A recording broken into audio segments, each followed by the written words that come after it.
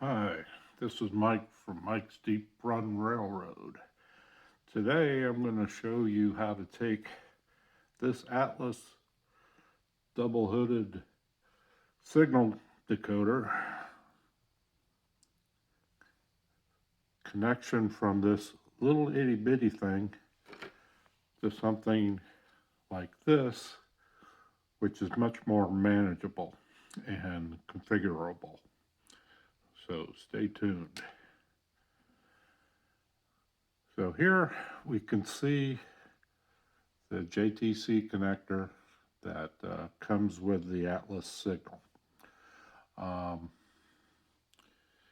What we're going to do is build an adapter cable with these three parts.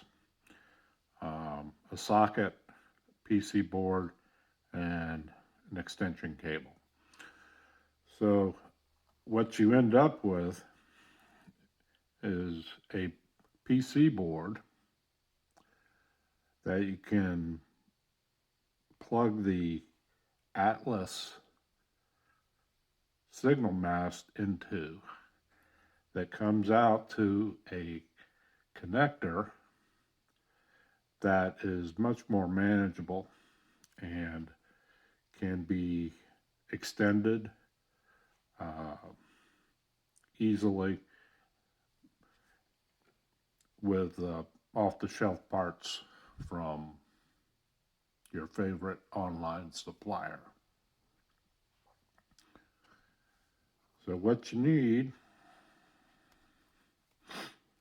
is this socket connector, which is Digikey Part Alpha 9916 TAC ND,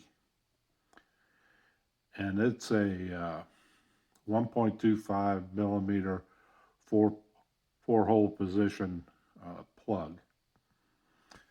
And you also need the circuit board. Pull it up here.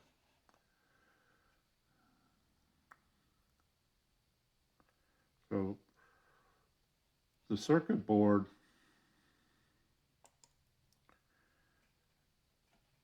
allows you to put in the socket into a pre-manufactured pin spacing, and it extends it out to solder pads that you can put this extension cable together with. Let's see. It's a pitch, what it's called is a pitch changer, a 1.27 millimeter to 2.54 millimeter.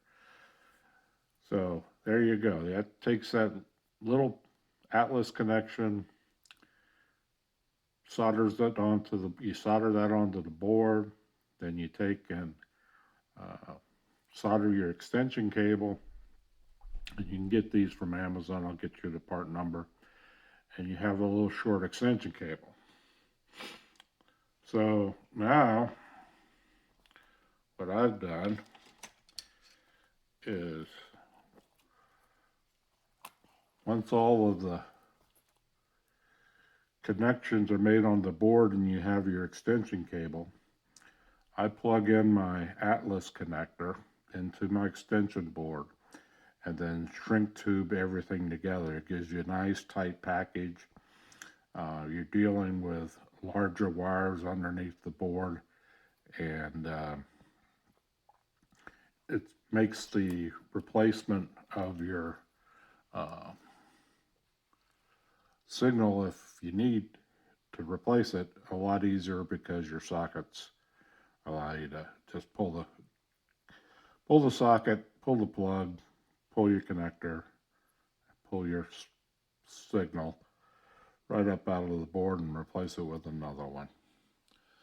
So here's my RR-CirKits Signalman, and you can see I've got the male connector on here, and you can just plug it right in there, and it plugs right into the screw terminals on the Signalman.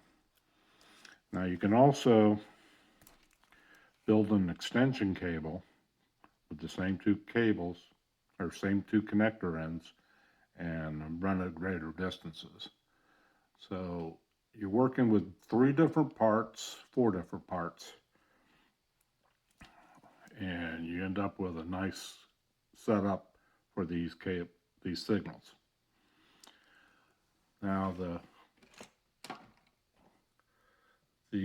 bottom of the box says that you can have no more than 2 or 2.2 volts at the signal with only 25 to 30 milliamps.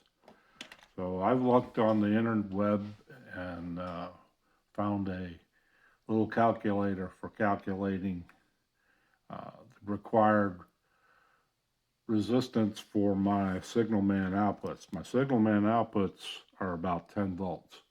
So to get it down to the 2.2, I think it came in as about 1,000 ohms for the size of the resistor. I'll double check that and put a flag on it if I'm incorrect. Anyway, just wanted to share that, and hope you can use it, and we'll talk to you later.